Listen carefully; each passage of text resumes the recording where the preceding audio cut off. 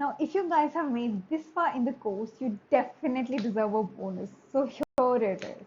You can use this checklist to take a deeper dive into 250 plus attributes and parameters that you can consider during a UX evaluation. Let's have a deeper dive into it. This is a guide to help you with what to look for and what questions you should be asking when you go ahead with implementing this UX evaluation. This is a holistic view, but you can totally optimize and customize this as per your respective, design requirements, project requirements, or as per your client. Let's have a look into it. So, if you look at it in the a holistic view, this is basically a checklist where you have each evaluator mentioned here and like a quick recap of what the evaluator means, because I'm sure learning about 10 evaluators can be a little overwhelming, but worry not, you have been completely covered here. So this will be like a quick and a short recap of what the evaluator is.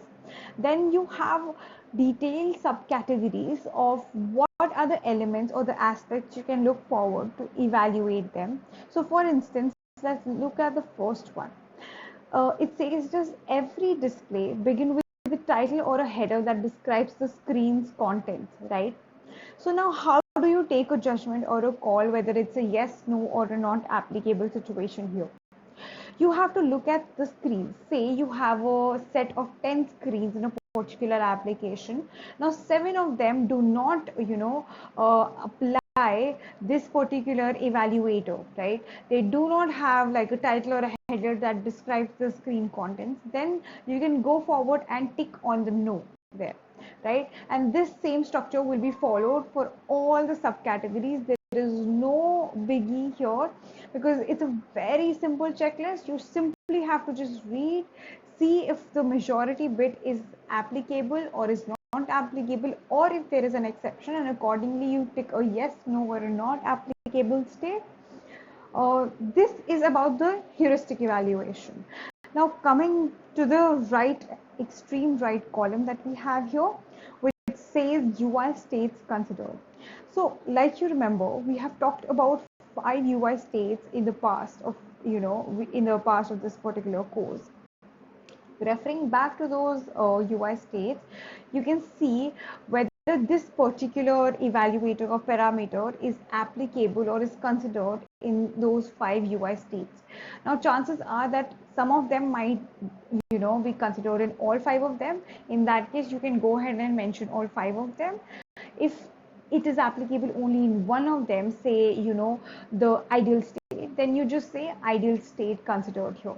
And the rest of them, you can actually make a note of it if that requires a, upliftment or not. And then you can accordingly go about it while presenting it to your client or in your project. Now, as you keep going deeper and deeper into the checklist, you will keep seeing more and more of these sections where, we have each heuristic evaluator and subcategories for this. Now, some subcategories, if you see, will actually, follow a structure like this, where you have, let me try to zoom in, yeah, where you actually have like a majority of, the attributes or the parameters, and the ones below it, this is another category. This is a detailed category that we have specially curated. This is, an advanced category which looks at a holistic view. So if you look at it, it says, is there feedback when function keys are pressed, or the typing cursor motion, or the mouse selection time period. So these are more advanced and these are completely optional in the checklist. These are just there for an additional support. If you want to go into that much amount of detail or not, that is completely up to you. This is something that has worked for me. It's a combination of methods I have found that has worked best for me in the last couple of years in my career. Every time you can't stick to the predefined structure, so you have to adapt and change with what you do it and how you do it.